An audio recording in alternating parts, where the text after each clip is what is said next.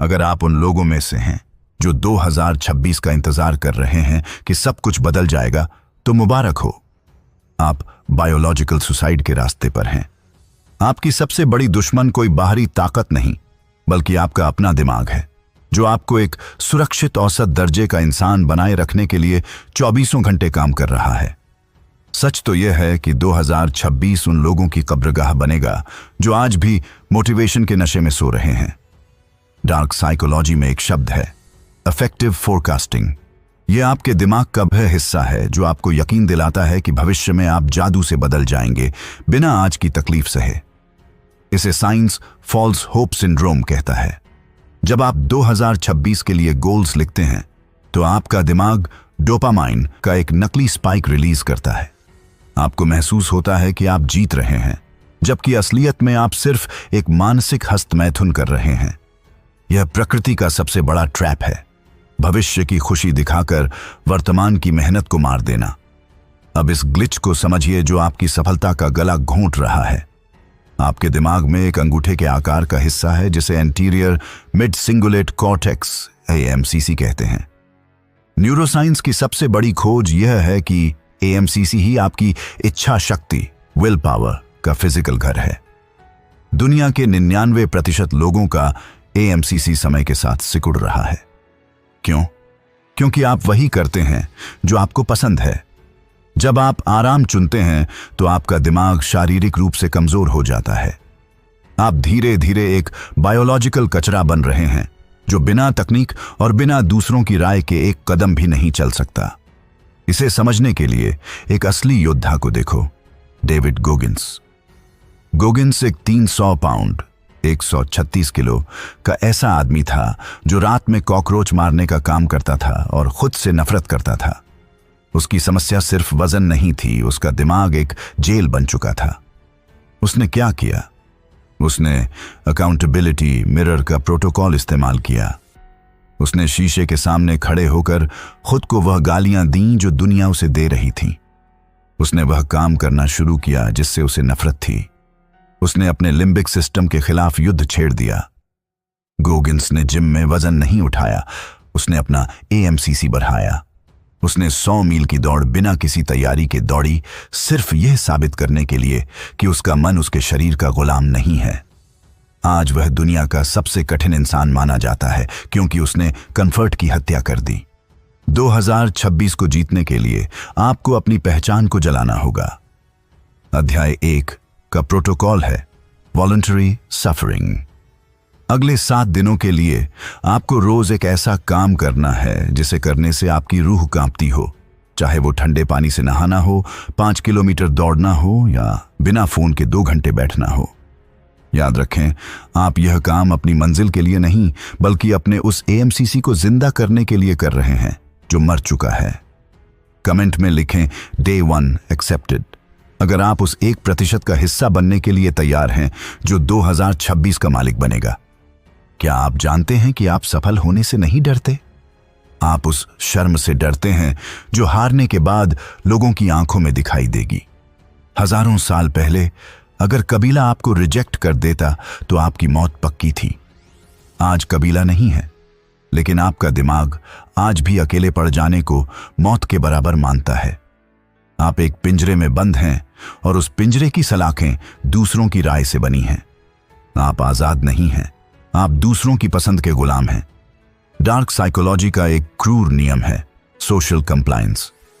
समाज चाहता है कि आप औसत बने रहें क्योंकि आपकी सफलता उनकी कमियों को उजागर करती है। जब आप कुछ नया शुरू करते हैं तो लोग आप पर हंसते हैं। यह हंसी मजाक नहीं है, यह एक साइकोलॉजिकल वेपन है ताकि आप वापस अपनी औकात में आ जाएं। आप इस जाल में फंस जाते हैं और अपनी खुशियों की बलिक दे देते हैं ताकि समाज में आपकी नाक ऊंची रहे। UCLA की रिसर्चर नोमी आइजनबर्गर ने एक डरावनी बात साबित की है। जब आपको कोई रिजेक्ट करता है, चाहे वो कोई क्लाइंट हो या समाज, तो आपके दिमाग का वही हिस्सा चीखता है जो शारीरिक चोट लगने पर चीखता है। सोशल पेन और फिजिकल पेन के बीच आपके दिमाग को फर्क नहीं पता। इसीलिए रिजेक्ट होने पर आपको ऐसा लगता है जैसे आप अंदर से मर रहे हैं। यह एक बायोलॉजिकल ग्लिच है जो आपको बड़ा रिस्क लेने से रोकता है। इसे बदलने का रास्ता डेविड गॉगिन्स की कहानी में छिपा है। गॉगिन्स सिर्फ एक मोटा और अनपढ़ आदमी नहीं था, वह एक ऐसा इंसान था जिसे समाज ने रिजेक्ट कर दिया था। एक अश्वेत होने के नाते उसे नस्लवाद और अपमान ईद का सामना करना पड़ा। लोग उसे देखकर रास्ता बदल लेते थे या उसका मजाक उड़ाते थे। गॉगिन्स ने इस समस्या को कैसे सुलझाया? उसने अपनी बेइज्जती को अपना ईंधन बना लिया। उसने कैलस माइंड का कॉन्सेप्ट अपनाया। जैसे जिम में भारी वजन उठाने से हाथों की खाल सख्त हो जाती है, वैसे ही अपमान सहने से उसका दिमाग सख्त हो गया। उसने खुद को उस शर्म में डुबो दिया जिससे दुनिया भागती है। उसने नेवी सील बनने का फैसला किया, जहां उसे बार बार फेल किया गया, अपमानित किया गया, लेकिन उसने हार नहीं मानी। आज गॉगिन्स आगे क्या कर रहे हैं? वह हर उस इंसान के लिए एक मिसाल हैं जो अपनी कमजोरी को ताकत बनाना चाहता है।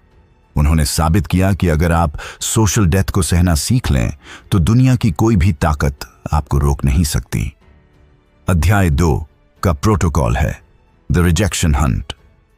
अगले 7 दिनों तक आपको जानबूझकर ऐसे हालात पैदा करने हैं जहां आपको ना सुनने को मिले। किसी अजनबी से कुछ ऐसा मांगें जो आपको पता है कि वो मना कर देगा। अपनी किसी ऐसी गलती को स्वीकार करें जिसे आप छुपाते आ रहे हैं। जब तक ना सुनने की आवाज आपको संगीत की तरह न लगने लगे, तब तक रुकना मत। शर्म को मार दो, वरना शर्म आपको एक एवरेज इंसान बनाकर मार देगी। कमेंट में लिखें सोशली डेड अगर आप दूसरों की राय की बेड़ियां तोड़ने के लिए तैयार हैं। अध्याय 3 द डोपामाइन डेथ वैली। बोरियत की ताकत। आज की दुनिया डोपामाइन की गुलाम है।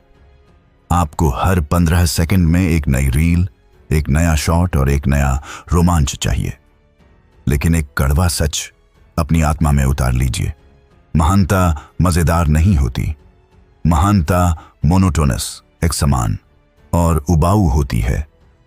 99% लोग इसीलिए पीछे रह जाते हैं क्योंकि वे अपने काम में एंटरटेनमेंट ढूंढ रहे हैं।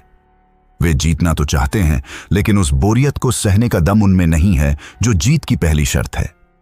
वैज्ञानिक एंड्रयू ह्यूबरमैन बताते हैं कि जब आप कोई नया काम शुरू करते हैं तो दिमाग में डोपामाइन का एक जबरदस्त स्पाइक आता है। आप जोश में होते हैं, लेकिन 2 हफ्ते बाद वह स्पाइक गिर जाता है। इसे साइंस डोपामाइन डेथ वैली कहती है। यहीं पर 99% लोग क्विट कर देते हैं क्योंकि उन्हें अब वह काम उबाऊ लगने लगता है। वे सोचते हैं कि शायद वे गलत रास्ते पर हैं, जबकि असलियत में वे सफलता के सबसे करीब होते हैं। आपके दिमाग में एक जैविक खराबी और उसका समाधान दोनों मौजूद हैं। जब आप बोरियत के बावजूद एक ही काम को बार बार दोहराते हैं तो आपके न्यूरॉन्स के ऊपर माइलिन नाम की एक सफेद इंसुलेशन परत चढ़ाने लगती है। यह परत आपके दिमाग के सिग्नल की स्पीड को 20 गुना बढ़ा देती है। टैलेंट सिर्फ एक शब्द है, असली चीज माइलिन है। जो इंसान बोरियत को गले लगाता है उसका दिमाग एक सुपर कंप्यूटर की तरह काम करने लगता है, जबकि रोमांच ढूंढने वालों का दिमाग धीमा और कमजोर रह जाता है। इस बोरियत को हथियार कैसे बनाना है, यह महान तैराक माइकल फेल्प्स से सीखिए। फेल्प्स ने लगातार 5 साल तक, यानी 1825 दिनों तक एक भी दिन की छुट्टी नहीं ली। उनके लिए कोई जन्मदिन नहीं था, कोई क्रिसमस नहीं था। वे हर रोज उसी नीले पानी को देखते और वही स्ट्रोक्स दोहराते। फेल्प्स ने अपनी समस्या एकाग्रता की कमी, ADHD, को उसी बोरियत से ठीक किया। फेल्प्स ने खुद को एक मशीन में तब्दील कर लिया जो डोपामाइन के स्पाइक्स पर नहीं बल्कि रिपीटिशन पर चलती थी। उन्होंने बोरियत को अपना कंफर्ट जोन बना लिया। परिणाम 22 ओलंपिक मेडल। आज वह क्या कर रहे हैं? वह दुनिया को सिखा रहे हैं कि कैसे मानसिक अनुशासन, मेंटल डिसिप्लिन किसी भी टैलेंट से बड़ा होता है। उन्होंने साबित किया कि विजेता बोरियत का आनंद नहीं लेते, वे बस उसे दूसरों से ज्यादा देर तक सह सकते हैं। अध्याय 3 का प्रोटोकॉल है द मोनोटोनी टेस्ट। अगले 7 दिनों 7 के लिए अपने सबसे जरूरी काम के लिए एक पवित्र समय, सेक्रेड टाइम चुनें। उस समय के दौरान न कोई म्यूजिक होगा, न कोई फोन और न ही कोई बदलाव। आपको वही काम उसी तरह से करना है, चाहे आपका जी मिचला रहा हो या आपको लगे कि कुछ नहीं बदल रहा। अगर आप बोरियत को हराना सीख गए तो आप 2026 के फाइनल बॉस को हरा देंगे। कमेंट में लिखें बर्डोम मास्टर्ड अगर आप एक मशीन की तरह काम करने के लिए तैयार हैं। अध्याय 4 द ईगो एग्जीक्यूशन, फीडबैक का जहर या अमृत।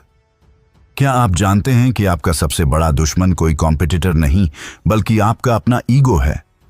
ज्यादातर लोग अपनी पूरी जिंदगी एवरेज बिता देते हैं क्योंकि वे अपनी गलतियों को सुनने का साहस नहीं रखते।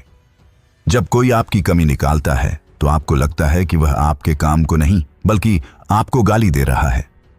यही वह मानसिक कैंसर है जो आपको वहीं रोककर बैठा है जहां आप आज हैं। अगर आप आईना देखने से डरते हैं तो आप कभी अपनी शक्ल नहीं सुधार पाएंगे। साइकोलॉजी में इसे डनिंग क्रूगर इफेक्ट कहते हुए हैं। डार्क साइकोलॉजी की हकीकत यह है कि जो लोग सबसे कम जानते हैं उन्हें ही लगता है कि वे सब जानते हैं। आपका दिमाग आपको एक सुरक्षित बुलबुले में रखता है जहां आप खुद को हीरो समझते हैं। यह एक ट्रैप है क्योंकि जैसे ही आप फीडबैक का दरवाजा बंद करते हैं आप अपनी ग्रोथ का गला घोंट देते हैं। आप एक ऐसे कैदी हैं जिसे अपनी जेल की दीवारों से प्यार हो गया है। अब इस वैज्ञानिक खराबी को समझिए। जब कोई आपकी आलोचना करता है तो आपके दिमाग का अमिगडाला सक्रिय हो जाता है। यह वही हिस्सा है जो तब सक्रिय होता है जब आपके सामने कोई शेर आ जाए। आपका दिमाग आलोचना को एक जानलेवा हमले की तरह प्रोसेस करता है। यही कारण है कि आप फीडबैक मिलते ही या तो गुस्सा हो जाते हैं या वहां से भाग जाते हैं। यह एक बायोलॉजिकल ग्लिच है। आपका शरीर आपकी पहचान आइडेंटिटी को बचाने की कोशिश कर रहा है, जबकि आपकी सफलता आपकी पुरानी पहचान की मौत में छिपी है। इस ईगो को खत्म करने का रास्ता अरबपति रे डालियो की कहानी में है। 1982 में रे डालियो ने सार्वजनिक रूप से भविष्यवाणी की थी कि अमेरिकी अर्थव्यवस्था तबाह होने वाली है। वे इतने आत्मविश्वास में थे कि उन्होंने अपना सारा पैसा दांव पर लगा दिया। परिणाम, वे बुरी तरह गलत साबित हुए। उन्हें अपनी कंपनी के सारे कर्मचारियों को निकालना पड़ा और अपने पिता से $4000 उधार लेने पड़े। उस दिन रे डालियो ने अपनी हार को अपमान नहीं बल्कि एक सबक माना। उन्होंने एक फॉर्मूला दिया, pain plus reflection equal progress. उन्होंने अपनी कंपनी में रेडिकल ट्रांसपेरेंसी लागू की, जहां कोई भी, यहां तक कि एक इंटर्न भी, बॉस की गलती निकाल सकता था। उन्होंने अपने ईगो की हत्या कर दी और फीडबैक को डेटा की तरह इस्तेमाल किया। आज वे दुनिया के सबसे सफल निवेशकों में से एक हैं। उन्होंने साबित किया कि अगर आप अपनी नजरों में गिरने की हिम्मत रखते हैं तभी आप नई ऊंचाइयों तक उठ सकते हैं। अध्याय 4 का प्रोटोकॉल सीधा और कड़वा है, द फीडबैक ऑडिट। अगले 48 घंटों में अपने 3 ऐसे लोगों के पास जाएं जो आपसे सच बोल सकें। उनसे पूछें, मेरी ऐसी कौन सी आदत है जो मुझे सफल होने से रोक रही है? जब वे जवाब दें तो आपको न तो बहस करनी है और न ही सफाई देनी है। आपको सिर्फ उसे लिखना है और उस पर काम करना है। याद रखें, अपनी आलोचना को वैसे ही खाएं जैसे आप खाना खाते हैं। यह वह कड़वी दवा है जो आपको उस एवरेज जिंदगी के कैंसर से बचाएगी जिसमें आप अभी जी रहे हैं। कमेंट में लिखें ईगो एग्जीक्यूटेड अगर आप अपनी गलतियों को शीशे में देखने का दम रखते हैं। अध्याय 5 द इटरेशन गेम, असफलता का गणित। अगर आप अभी फेल नहीं हो रहे हैं तो इसका सीधा मतलब है कि आप बहुत छोटा खेल रहे हैं। आप अपनी औकात के दायरे के अंदर खेल रहे हैं जहां कोई खतरा नहीं है। दुनिया आपको हारने से डराती है, लेकिन हकीकत यह है कि हारना कोई अंत नहीं है। असफलता सिर्फ एक डाटा पॉइंट है। 99% लोग पहली हार के बाद यह कहकर बैठ जाते हैं कि उनकी किस्मत खराब है, जबकि सच तो यह है कि वे अब भी खेल शुरू करने के लायक भी नहीं बने हैं। हारने वाले लोग हमेशा आउटकम यानी परिणाम के बारे में सोचते हैं। वे एक बार कोशिश करते हैं, फेल होते हैं और टूट जाते हैं। लेकिन जीतने वाले लोग इटरेशंस यानी प्रयासों की संख्या के बारे में सोचते हैं। डार्क साइकोलॉजी का एक नियम है, यदि आप परिणाम से बहुत ज्यादा चिपके हुए हैं तो आप कभी भी रिस्क लेने की हिम्मत नहीं जुटा पाएंगे। आप उस परफेक्शन के जाल में फंस जाते हैं जो असल में डर का दूसरा नाम है। अब इस सफलता के गणित को समझिए। जिसे एक्सपेक्टेड वैल्यू थिंकिंग कहते हैं। अगर किसी काम में सफलता की संभावना सिर्फ 5% है, तो इसका गणितीय मतलब यह है कि आपको 19 बार फेल होना ही होगा ताकि 20वीं बार आप जीत सकें। हर एक असफलता आपको उस 20वीं जीत के करीब ले जा रही है। आपका दिमाग इस प्रोबेबिलिटी को नहीं समझ पाता और हर हार को एक व्यक्तिगत हमला मान लेता है। यह एक लॉजिकल ग्लिच है जो आपको 20वीं कोशिश तक पहुंचने ही नहीं देता। इस गणित को समझने के लिए जेम्स डायसन की कहानी देखिए। डायसन एक वैक्यूम क्लीनर बनाना चाहते थे जो कभी अपनी सक्शन पावर न खोए। उन्होंने एक प्रोटोटाइप बनाया, वह फेल हो गया। उन्होंने दूसरा बनाया, वह भी फेल हुआ। वे 15 साल तक फेल होते रहे और उन्होंने कुल 5126 असफल प्रोटोटाइप बनाए।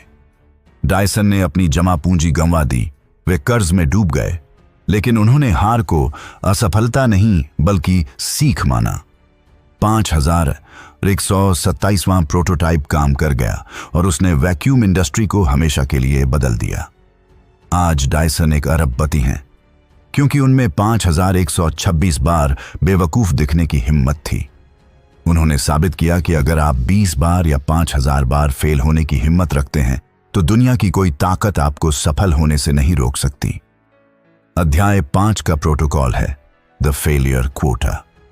2026 शुरू होने से पहले अपने लिए एक असफलता का कोटा तय करें। तय करें कि आपको इस महीने कम से कम 10 बार ना सुनना है या 10 बार फेल होना है। जब आप फेल हों तो दुखी होने के बजाय अपनी लिस्ट में एक टिक लगाएं कि आप जीत के एक कदम और करीब आ गए हैं। याद रखिए, तब तक फेल होइए जब तक फेलियर खुद आपसे हार न मान ले। 20वीं बार तक पहुंचते पहुंचते आप वह इंसान बन चुके होंगे जो उस सफलता को संभालने के लायक है। कमेंट में लिखें इटरेशन स्टार्टेड अगर आप आज से हार को अपना हथियार बनाने के लिए तैयार हैं। अध्याय 6 लुकिंग स्टूपिड, बेवकूफ दिखने की हिम्मत। क्या आप अपनी जिंदगी इसलिए बर्बाद कर रहे हैं क्योंकि आप उन लोगों के सामने स्मार्ट दिखना चाहते हैं जिन्हें आपकी रत्ती भर भी परवाह नहीं है? अगर आप आज बेवकूफ दिखने की कीमत चुकाने को तैयार नहीं हैं, तो आप ताउम्र औसत दिखने की सजा भुगतने के लिए तैयार रहें। साइकोलॉजी में इसे स्टेटस एंजाइटी कहते हैं। यह वह डर है कि अगर आप कुछ नया शुरू करेंगे और फेल हो जाएंगे तो लोग क्या कहेंगे। डार्क साइकोलॉजी का एक नियम है, समाज आपको तब तक बेवकूफ कहेगा जब तक आप कामयाब नहीं हो जाते। मनोवैज्ञानिक कार्ल यंग का एक वाक्य आपकी रूह कंपा देगा।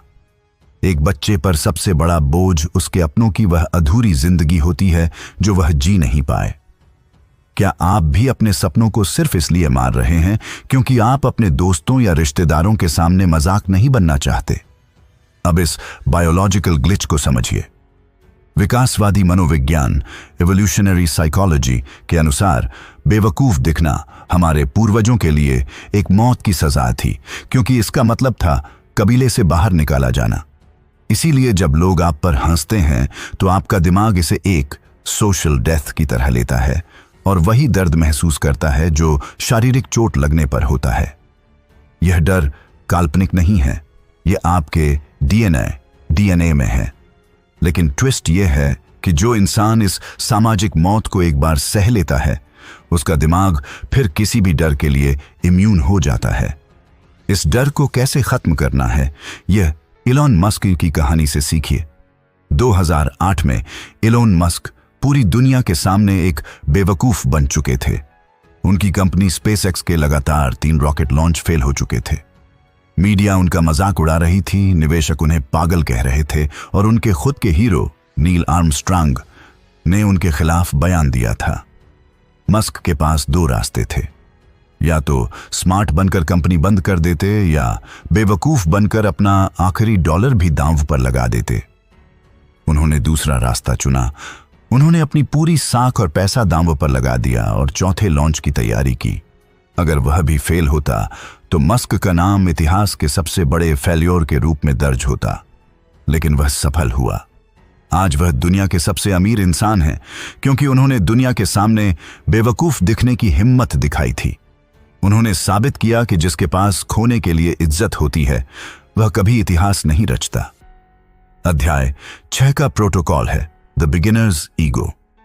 अगले 7 दिनों के लिए आपको कोई ऐसा नया काम शुरू करना है जिसमें आप बिल्कुल जीरो हों, चाहे वो कोई नई भाषा सीखना हो या कैमरे के सामने पहली बार बोलना।